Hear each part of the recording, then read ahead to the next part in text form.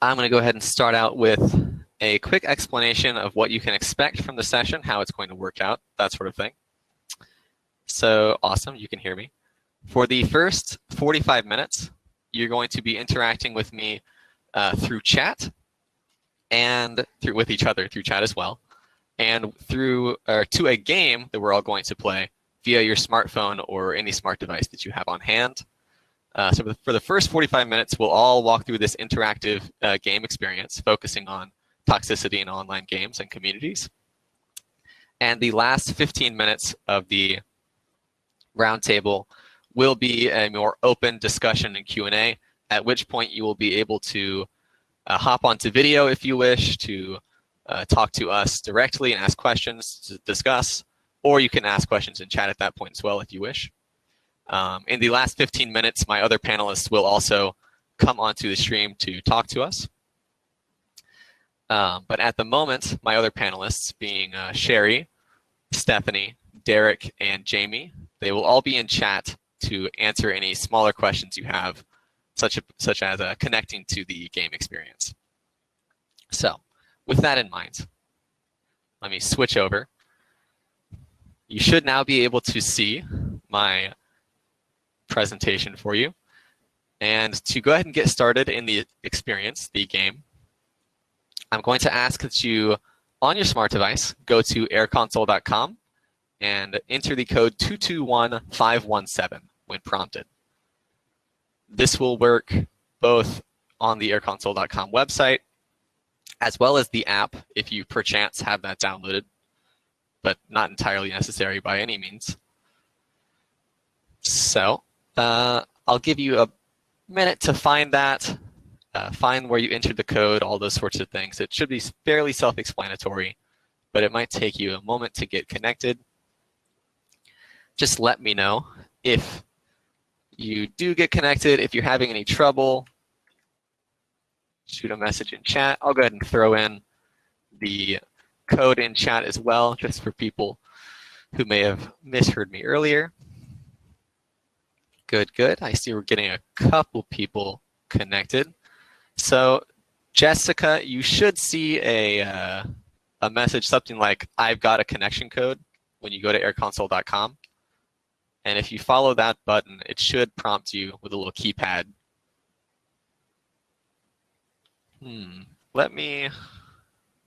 If you don't see it, maybe reload the page on airconsole.com. Make sure you're on a smartphone or a tablet. I don't think it'll prompt you if you're just on like a laptop per se.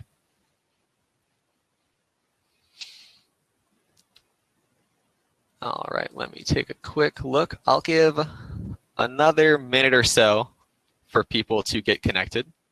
Once again, that's airconsole.com, and the code is 221517. Got it up on screen for you. And once again, I encourage you to interact with me and with each other in chat during the experience. If you have any questions, I'll try and catch them as we go. And I have a few fellow panelists in chat, such as Derrick, Pemberton, you see, that may handle a few of the smaller questions.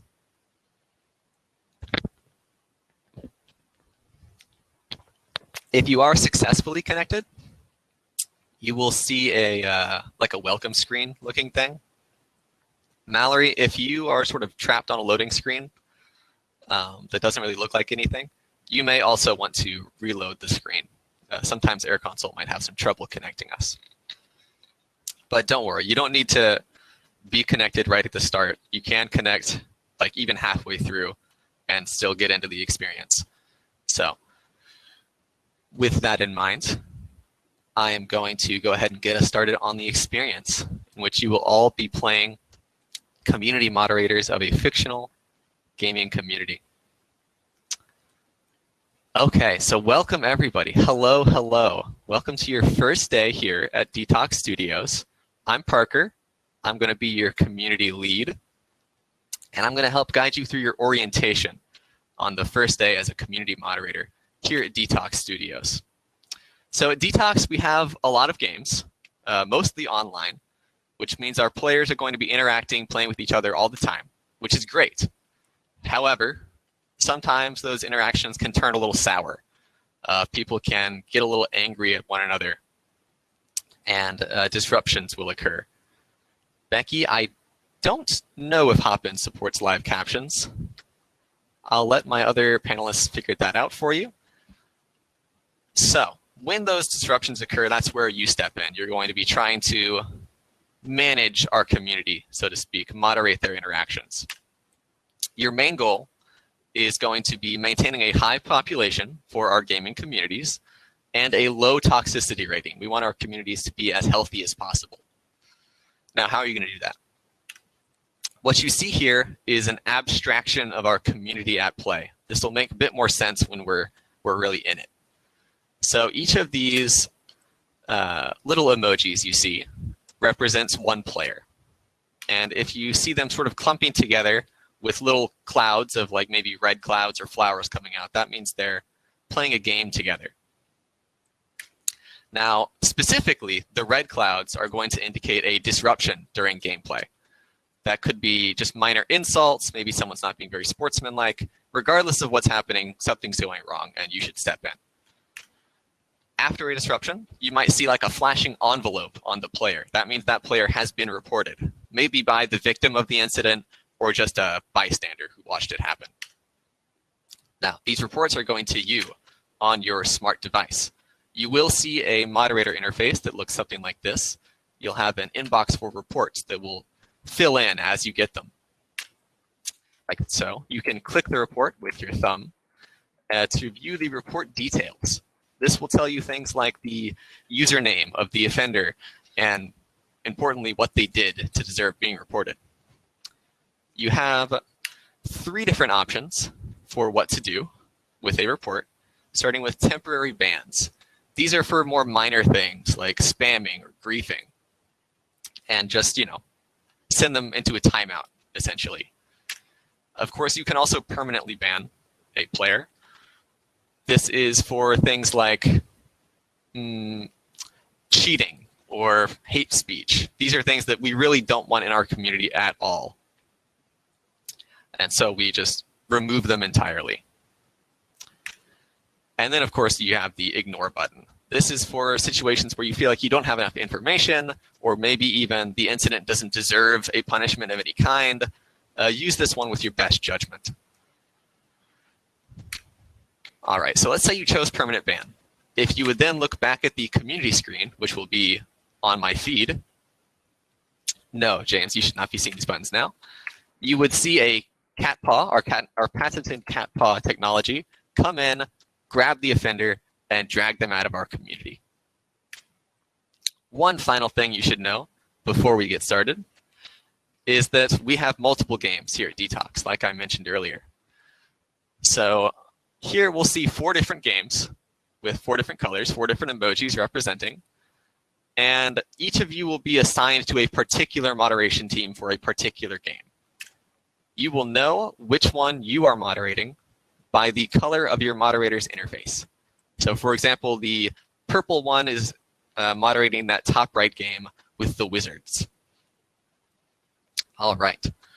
So very shortly, you will all see the moderator's interface. I will now get started. Once again, just to remind you, your objective is a high population for your community and a low toxicity rating. So let's get started. And let me get it running here.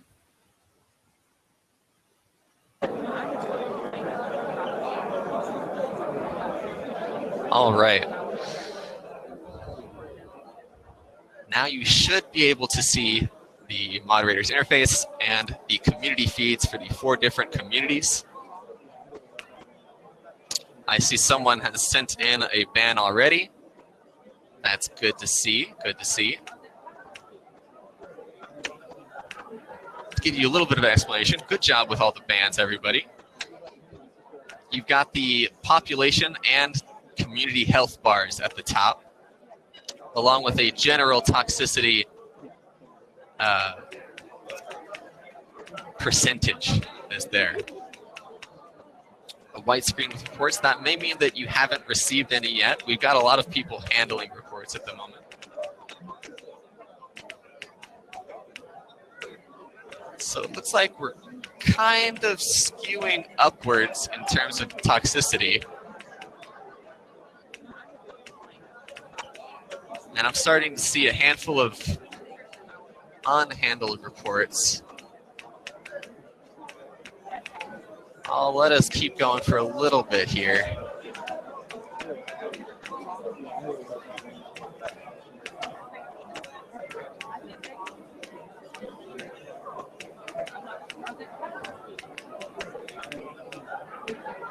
Okay, things are getting a little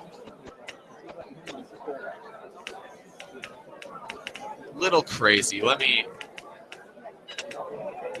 put it to a pause for 1 second. All right. So let me address some things in chat really quick. If you could give us a little bit more information about, put it to a pause, thank you, about what's going on with the inability to respond to reports. But while you do, let me go ahead and review with everyone sort of what just occurred. So we can take a look at our report cards, our progress reports, if you will, for the current moment for each different community, and you should all have an individual progress report as well. If you're having trouble responding to any, I recommend maybe trying to refresh. So our report cards are looking like we have a population bar and a community health bar. Population all around is not going great, and community health is definitely descending. Yeah, I see that we've got a lot of reports handled, but not necessarily a lot of community health increases. Does anyone have any thoughts about why these moderation tactics aren't being effective?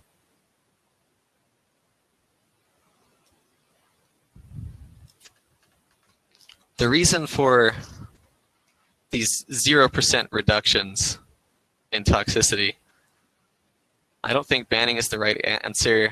They don't encourage good behavior, lack of communication. People aren't reporting enough. That's an interesting one. Lots of missing reports even, or unreported incidents. We need to ban IPs. No accountability, no feedback. These are all very good notes. Too many mods, too many cooks in the kitchen, perhaps. Okay, so it looks like we're getting a good amount of speculation that maybe we don't have enough information, be that about the incident or about the maybe just incidents that are unreported themselves. Maybe the banning is not the whole answer on its own.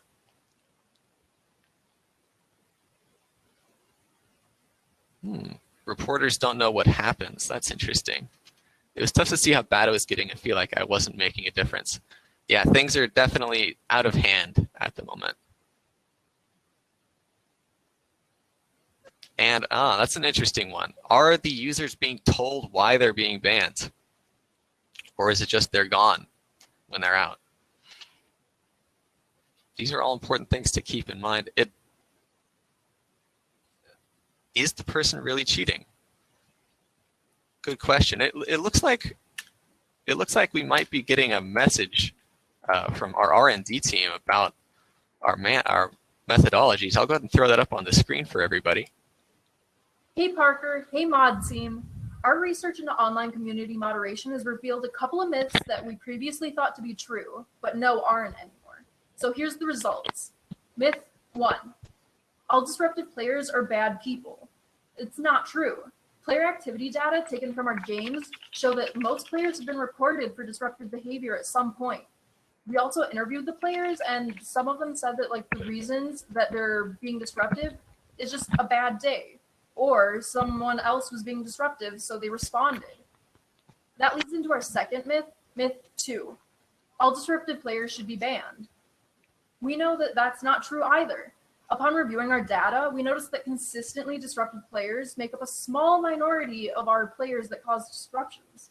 Most of them come from occasionally disruptive players that have a higher chance of reformation. They're not all just bad people. With this new information in mind, we've developed 2 systems available for mod teams to use. The first is an artificial intelligence moderator. This bot will automatically detect and ban disruptive players. You can see it in action right now. Bam! Side note though, some reports will still require human responses because they require more of a human touch.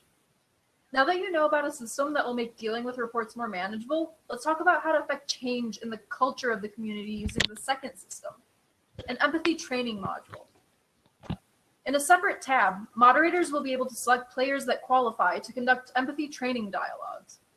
Once players complete the training session, they become exemplary community members. Look, one's becoming one right now. All right, hope all of this helps you guys out. We're gonna go research some more, talk to you later. Okay, wow. So that's a lot of information. It looks like some assumptions some people have about online moderation aren't necessarily true. Namely that people who commit these disruptions aren't necessarily bad people. The people who consistently do it are rather rare, in fact. Which I guess implies that when we are banning people, we're just kind of playing whack-a-mole on our community, whoever's happening to have a bad day.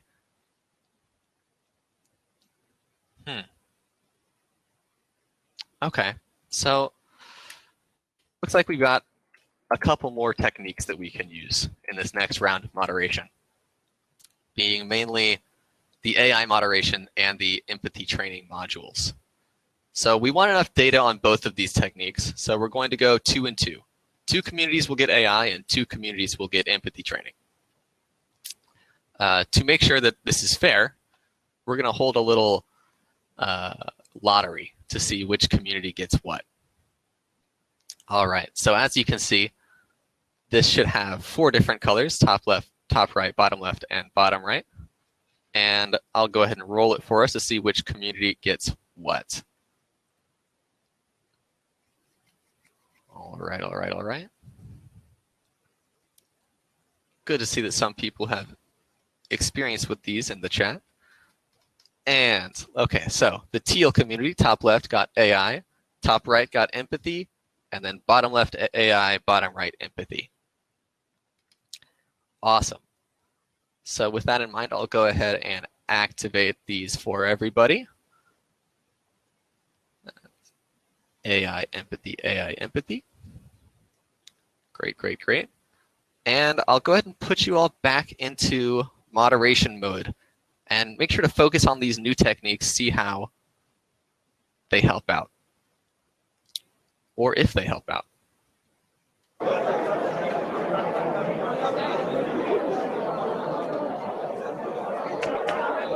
Oh, let me hide that for you. There we go. Now, while y'all are doing this, I'll go ahead and take a look at the chat. Is this really an either-or situation? Shouldn't toxic people get banned, be informed about the ban, and get the opportunity to take part in an empathy training and be allowed to return afterwards? Not a bad point, Sebastian. Yes, I'm not necessarily saying that we should just do one or the other. It's not a bad idea to sort of go all out with a more holistic approach. So let's see here. Okay, we just got our first educated person in the bottom right. That's good to see. Things are still a little crazy in terms of toxicity. It is dropping, which is good, which is nice. Yeah, you're right, Joey. The top left isn't doing so hot, but there is a very small number of unmanaged reports, if you see. In the right 2 communities that are educating folks, there are a ton of unhandled reports flying around, despite us also seeing a rather improved community health. Yeah, things are definitely skewing towards the better. but we can definitely see a quicker improvement in community health on the right to communities, probably as a result of those educated, exemplary community members. The AI moderators are making me obsolete. Oh, well.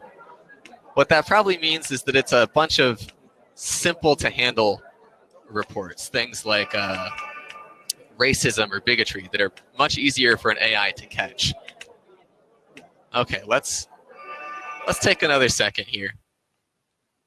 And of course, while we're doing so, we can review the next round of the progress report.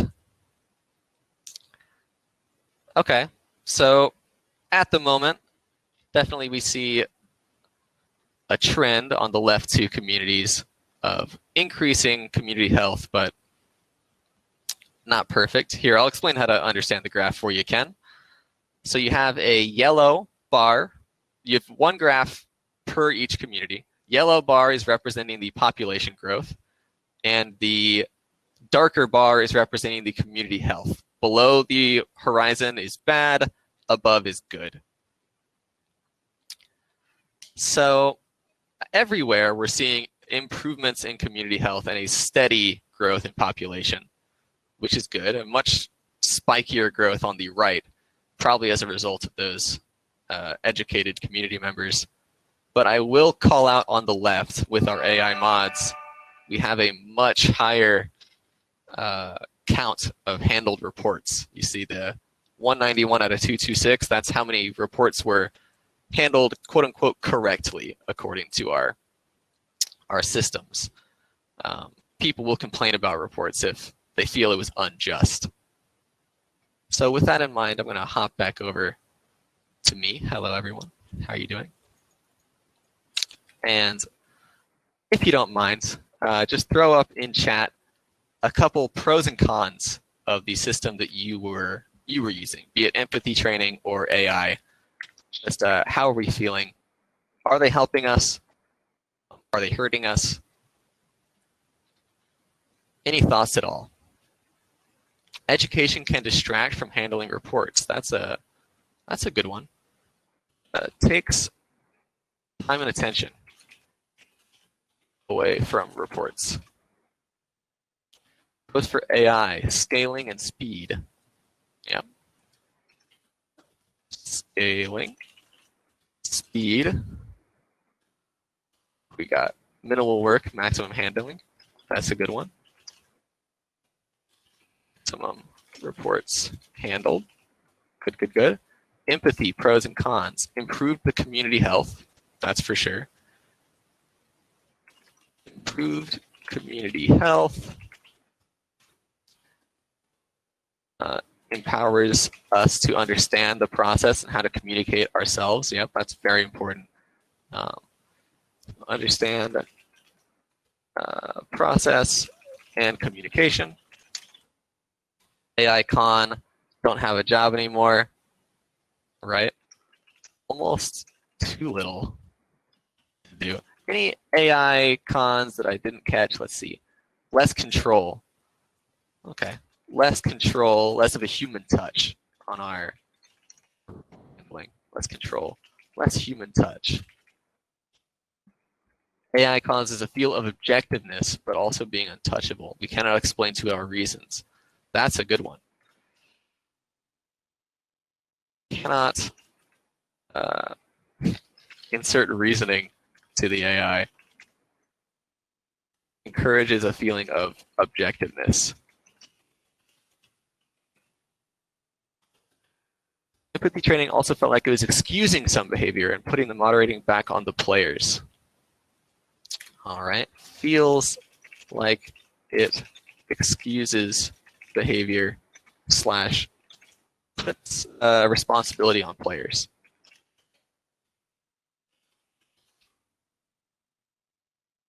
Someone makes death threats that still shouldn't be excused.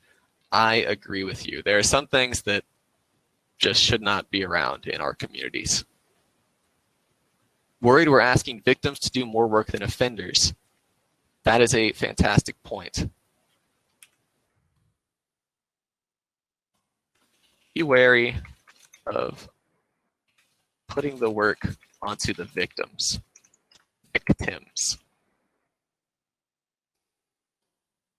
Contacts the reporter and not the offender. Okay. So, should contact offender. Running out of space here. Let me see if I've missed a couple. I'm sure I have, everyone. I'm trying to keep track as best I can. Let's see. Empathy did reduce toxicity, which we got down, improved community health, but was less efficient. If there were more comprehensive data to train with, would be more effective. That's not necessarily pro or con, just sort of a fact about the AI, but helpful nonetheless. Okay, so it looks like we're good, which is good because we are receiving another message from R&D. I'll go ahead and throw that up, and then I'll answer a few of the questions in chat right afterwards. Hey guys, it's me again. We reviewed the data collected from the latest period of community activity.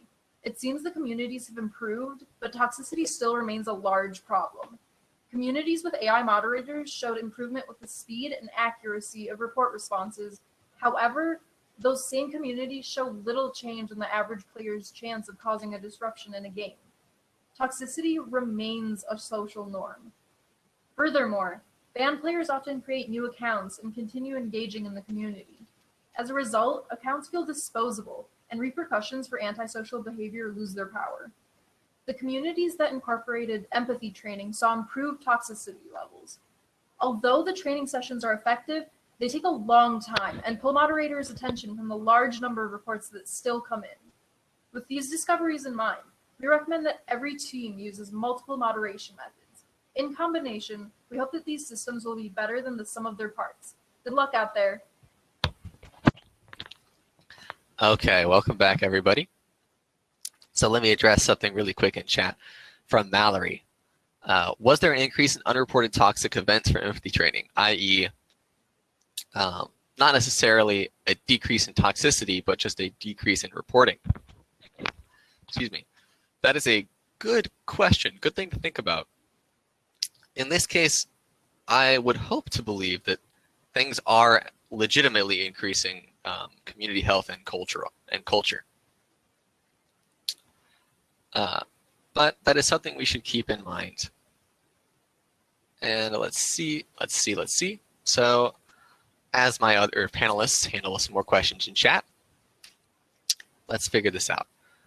Our R&D team recommends using both, more of a holistic approach, not necessarily one or the other, because I guess they both have their benefits, right? They're just sort of different approaches, not necessarily better or worse. Yes, thank you, Ken. You're catching on. So let me go ahead and, for everyone, I'll activate both techniques, and we'll run it one more time just to see how things shake out with everything. And so let me go ahead and do that for us. Bada bing, bada boom. And I'll put everyone in for one more round.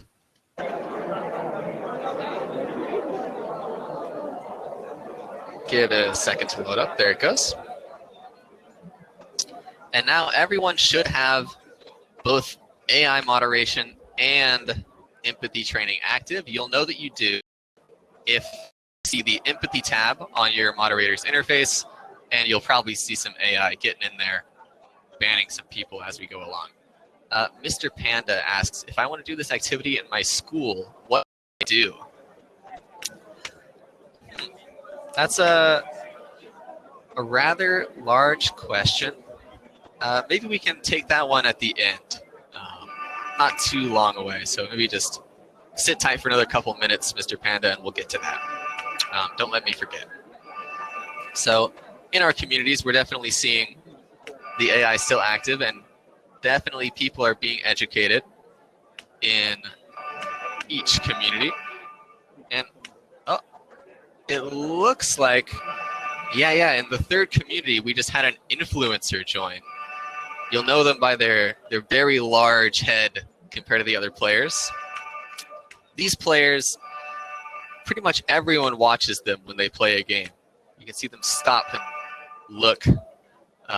They have a much bigger effect on the cultural norms other regular players.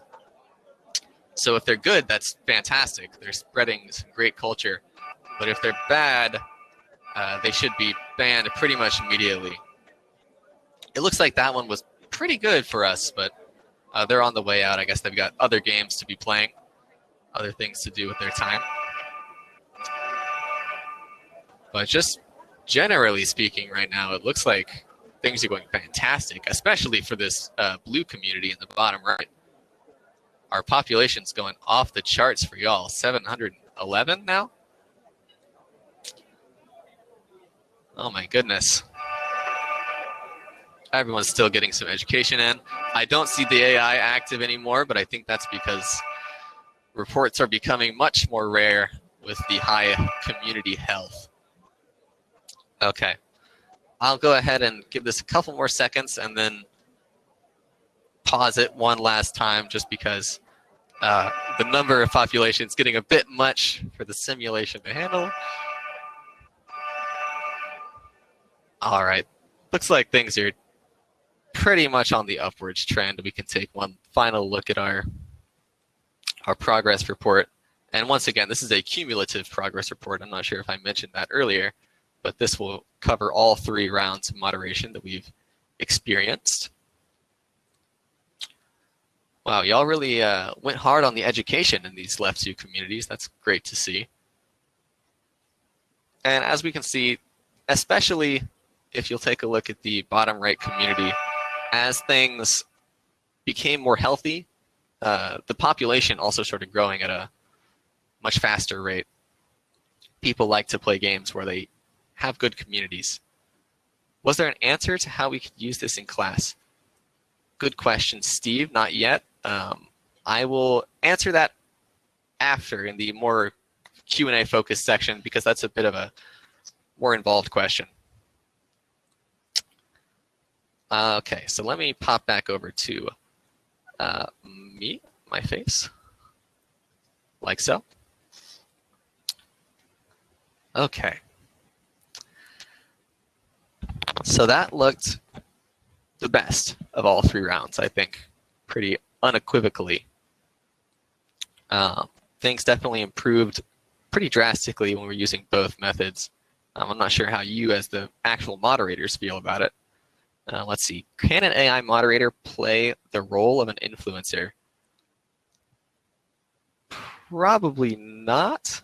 It depends on what you mean by play the role. The influencer is a player themselves, just one that has much wider social impact, social reach due to their viewership or just following count, things like that.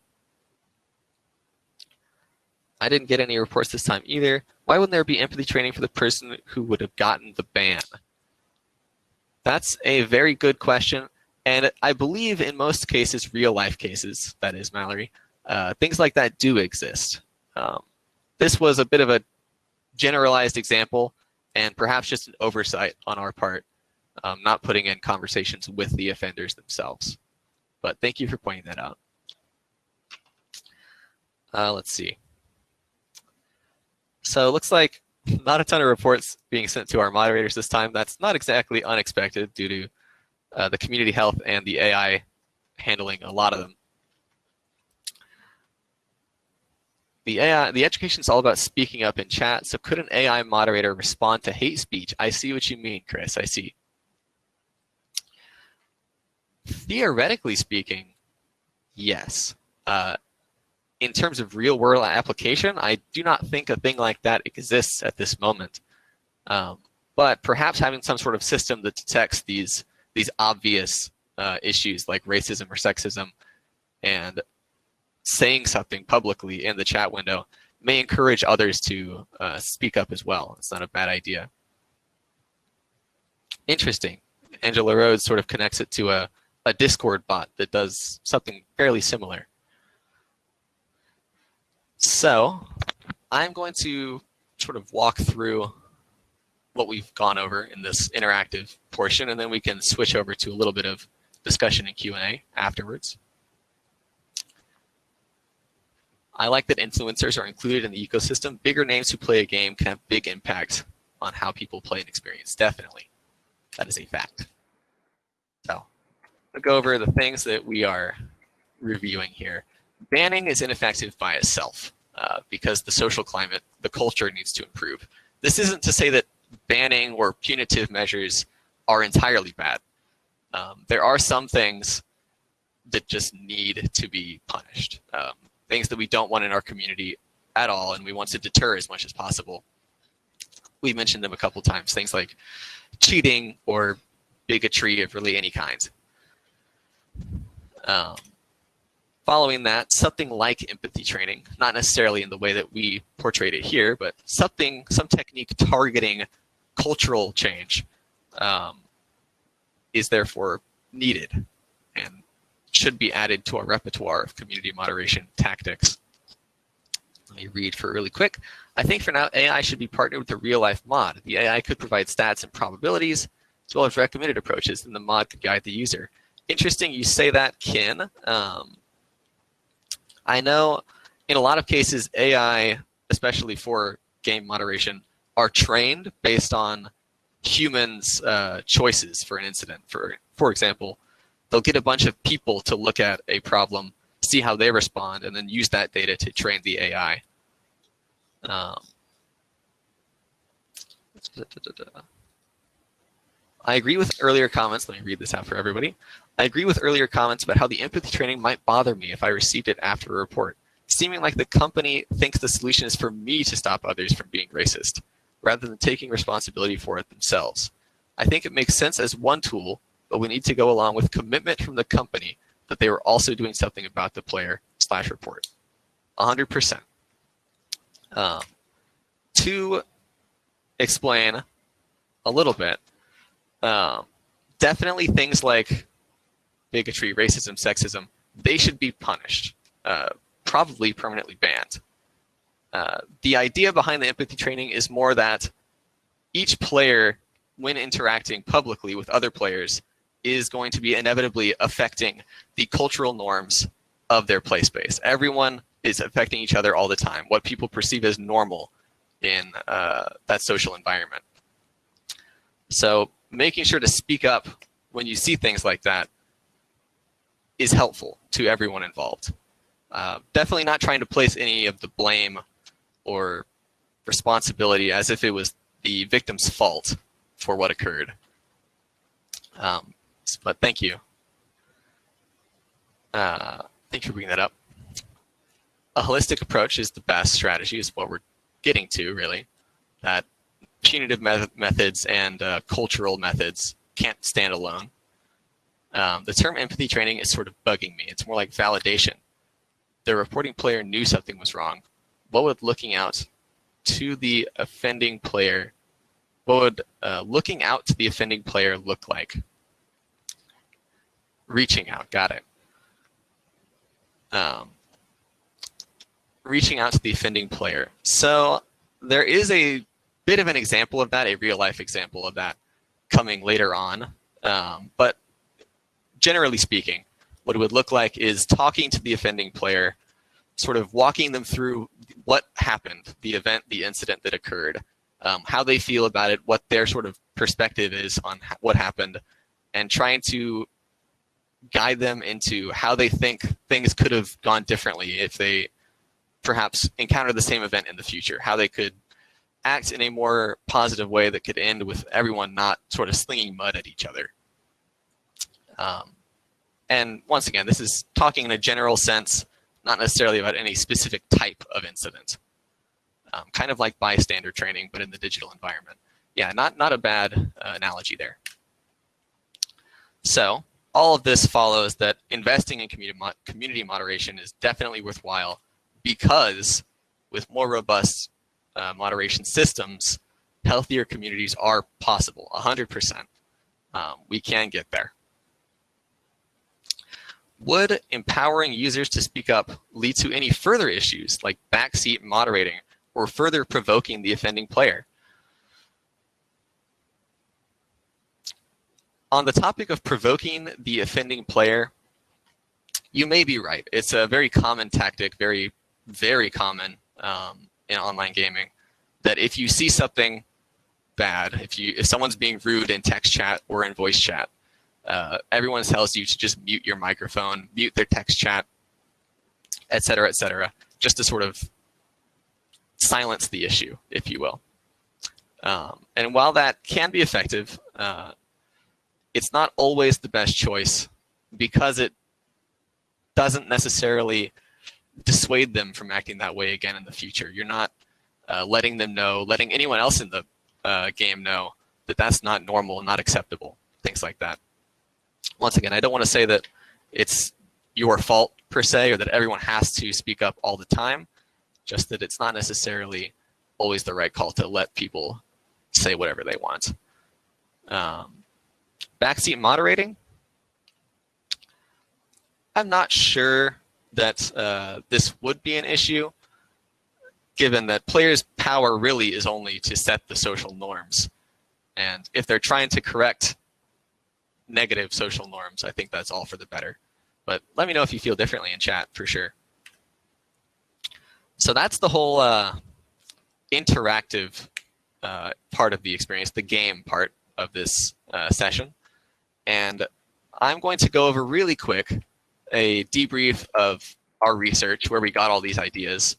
And then we're going to open up to a more open discussion and Q&A where people can join with video and voice if they wish. And we'll just focus entirely on talking about it and these ideas that everyone has in chat, which are great. Thank you for being so active in chat. So we took a lot of these ideas from research from a lot of game companies that deal with online communities fairly often, like Riot or Blizzard, as well as groups in the game dev space that focus on things like this, like the Fair Play Alliance is a pretty big one. False reporting is definitely an issue. False reporting and no reporting, which was mentioned earlier. Those are issues that exist for sure.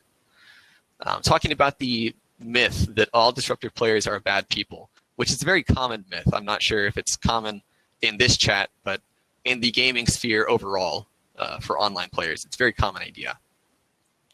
This graph is taken from Jeffrey Lynn's Science Behind Shaping Player Behavior in Online Games from GDC. He was a player behavior specialist at Riot. So what you see here is the typical games over time matched with the severity of disturbance or toxicity perpetrated by a typically consistently toxic player in those games. Higher bar means more toxic. As you can see, it's fairly frequently toxic. Now compare this with a normal player. This is the vast majority of all players playing online games, where they sometimes reach the level of toxicity that a consistently toxic player does, but it's much more rare and spread out. People aren't toxic all the time, usually just if they're having a bad day for some reason. The problem occurs when you take 10 of these statistically average normal players who aren't consistently toxic and you put them all together in one game. You would take all of these graphs and sort of superimpose them on one another, and it starts to look like this. This is for all the players in one game per game. So when you get all these people having bad days, they sort of bounce off of one another. You'll get like one person in this game, two people in the next game, and it starts to feel like the whole community is toxic, when in reality, that's not really the case. It's just normal people having one bad game, and that happens pretty much every game. Not necessarily every single game, but you understand what I mean. So that's where that myth comes from. Next, to discuss a little bit about deterrence, deterring people from acting out with punitive measures. This is from Ben Lewis Evans, Reducing Toxicity in Games from the Game UX Summit. There are three main things to look at with punitive measures. They are certainty, swiftness, and severity of punishment. A lot of people assume that severity is the most important when thinking about deterring bad behavior, when in reality, it is certainty is the 100% most important thing. To give you an example, if I know 100% without a shadow of a doubt that if I do action A, I will be punished, that is a much, much more effective strategy at deterring that activity than if the severity of that punishment was very high. The same goes for the swiftness of the punishment, just one step below certainty. If I do action A and I know that in 5 minutes or maybe 5 seconds, I will be punished every time, very quickly, that is also more important at deterring this activity than just a more severe punishment. So important to keep in mind. AI moderators, I'll go over this a little bit quicker just because I don't want to chew too much into our Q&A time. Riot developed some AI mods for League of Legends. I think a few people have mentioned. Oh, yes, Chris. I will go ahead and address that because it is a bit more important, perhaps. When I say having a bad day, when I say the normal player is just maybe a little bit toxic in this game, a little bit toxic in that game, and not really toxic overall, I'm talking about the statistically average, the vast majority of players from which most toxicity comes from. When I do not mean things like racism, sexism, cheating. These things come from the very rare but consistently toxic players. So yes, it's sort of a very, very vocal minority, if you will. Are we talking here? I'll flip through the AI mods and we can try and get through to the Q&A as quickly as possible. So we also thought about the power to problem-solving approach taken from Katie Salen, which is to say less of a policing punitive approach, whereas you see here players being put in timeout, and more of a problem-solving approach. In this case, this is the moderator discussing it with the perpetrator of an incident. And that's where we got empathy training. Here's a quick quote from Jeffrey Lin discussing how influencers in particular have a larger effect on overall social norms, which makes sense, follows pretty naturally. And thank you all for listening. And now we can get it to the Q&A, just so I don't miss all these good questions you all have. So really quick, I want to give a special shout out to the Games for Change Festival and Raul, our contact, Dave and Brenda, our advisors, and everyone else who helped us with information and insight. And now we can focus on some questions, and a few more of my panelists can hop on. Let me flip over to my face. And while I'm at it, people can join now with video if you so choose. We are ready for that. But in the meantime, I'm going to go ahead and hit some of these questions that I might have missed. Are we talking about the one player having a bad day perceiving the behavior as toxic, or the player having a bad day who is acting toxic? If the toxicity is harassing, it's certainly still a significant problem. So we are talking about the player having a bad day being the one that is toxic. In most cases, this will result in sort of like just general insults to each other, bickering or not being very sportsmanlike, not playing the game to the best of your ability, that sort of thing. It won't, as I mentioned to Chris earlier, mean things like racism or sexism. Those are more commonly done by people who are consistently toxic. Definitely, it's still a problem, and improving social norms as a whole will hopefully get to the point where people are less likely to vent in that way in the future. As someone who has managed discipline in student communities, you do get a small number who are happy to take the punishment to avoid behavior change. That's represented here as well in a lot of cases, especially if bans are really your only method of deterring negative behavior. A lot of times it'll make your accounts feel a lot more disposable, people feel like accounts don't matter, therefore the punishments don't matter, therefore I'll just do whatever I want because I can just make a new account tomorrow.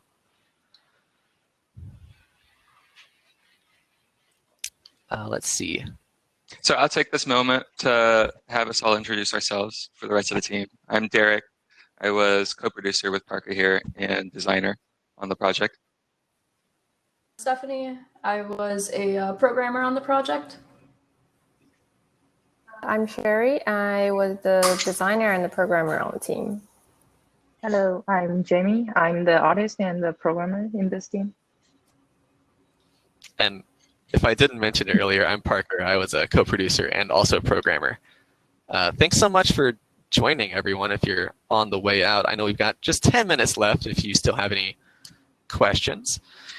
Let's see. Are you all? If you want to, sorry, if you want to, go ahead. Here we go. It looks like we got a question from Ryan. That's Hi. It's gonna be my suggestion. So, can you guys hear me? Yes. Yeah. Okay, cool. So I had a quick question. So I've worked on over the past couple years a couple different Minecraft servers. I develop and code and things like that for the servers.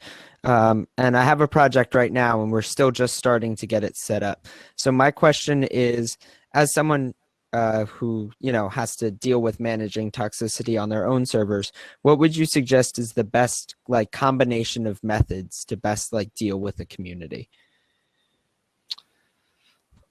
So I'll start off. I think one thing that we've seen fairly often in our research is that, especially for a smaller community, like a Minecraft server might be, it's important if the community themselves agrees on a sort of code of conduct about what is okay and what is not okay. And if you can get everyone on board more or less with that, then it becomes a lot easier for your players themselves to recognize bad behavior and recognize when they should and should not be acting in a certain way. Does anyone else have anything to add to that? Otherwise, I would just, as we said, take a more holistic approach. Sorry if I'm interrupting with someone else speaking. Yeah, I would just say in your communities, I would have, did you mention tribunals? Come to a consensus together so they feel ownership of the standards of their community, so that empowers them to do the thing where they speak out when someone acts out of turn. That's these are the rules that we all agreed on. It's not acceptable. So let's fix that in the future. All right, awesome. Thank you guys so much. Thank you.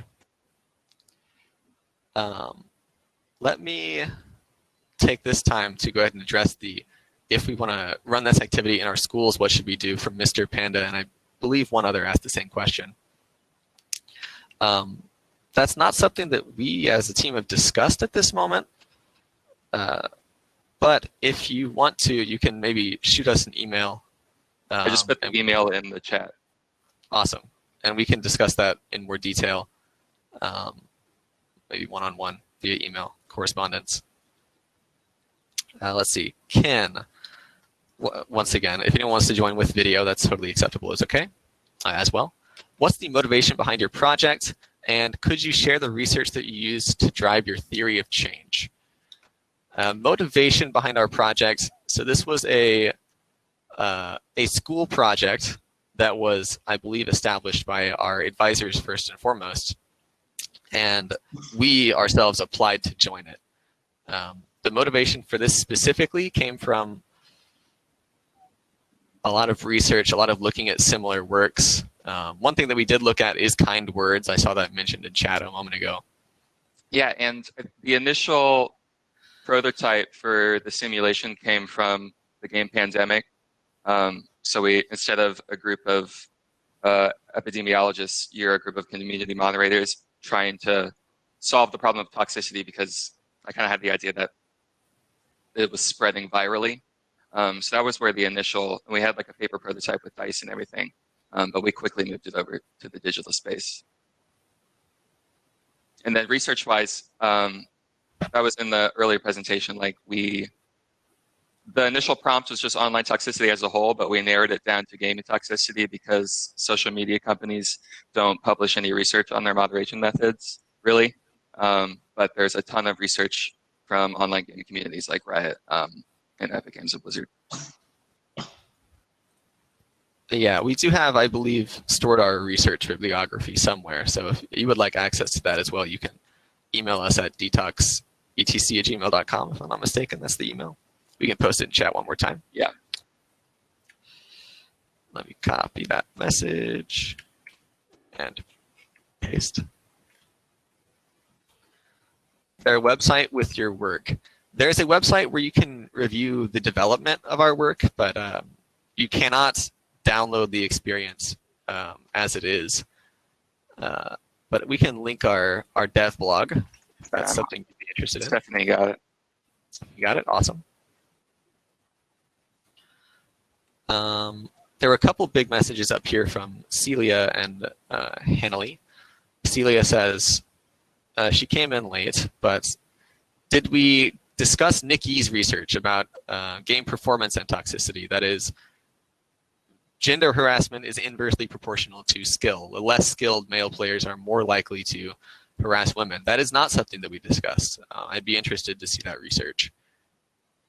I don't know that we came across it. And then Hanley says, I asked a question about the age of players because online players are often kids or maybe preteens.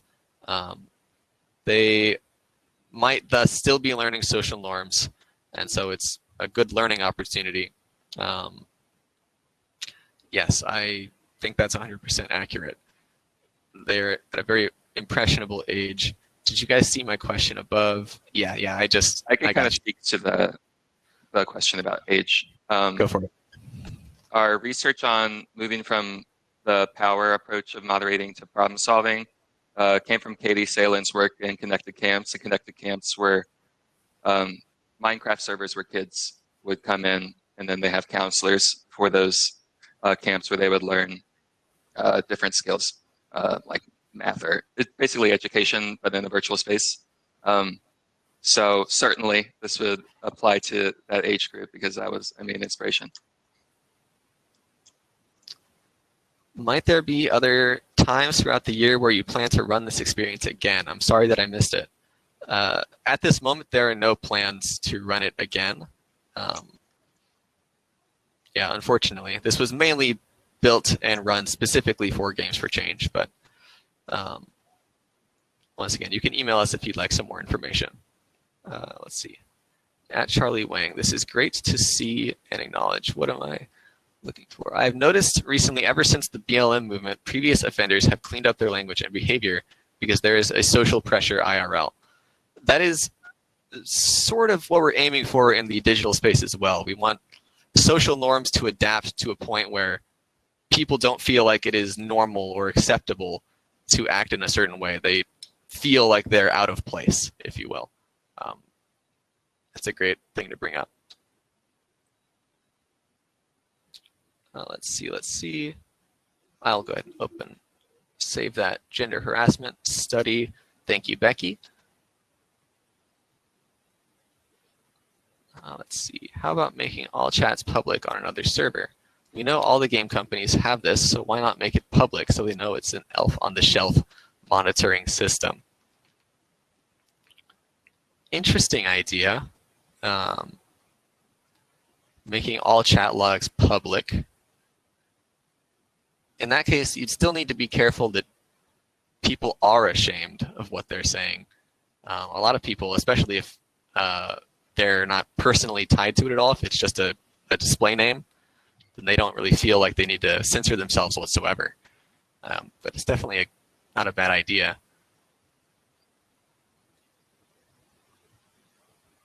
Elf on the shelf. Yeah, that's a Christmas decoration. Do you think these principles also apply to real world and political discourse? Derrick, do you want to take this one? I feel like you might be more capable. Yeah, I mean, any space with a large population where there is social norms being set, this could apply. So it's the same process. It's just tricky because, I mean, it's really hard to change social norms. That's why it just takes a lot of resources to put in with the empathy training aspect of it and getting people to advocate on their own, because otherwise you're just playing whack-a-mole as things pop up. So it takes a lot of work from social workers and that type of training to tackle that kind of stuff. So I believe we're out of time. But once again, if anyone else would like to discuss any of this further, we have our email, which we will post in chat one last time. And you can find our website if you just Google DTOX ETC CMU, which is where we came from, by the way. We're from Carnegie Mellon University's Entertainment Technology Center. Thanks, everyone, for tuning in. That was a really lots of fun. I'm super glad that you were also active in chat and had such great ideas. Tell Drew I say hello. Will do, Steve. Hey, Drew's in the chat. You can see Oh, it. Drew's in the chat. Hey, Drew. Yeah, thanks everyone. Thank you. Thank you. All Thanks, right. guys. Have a nice day. Enjoy the festival.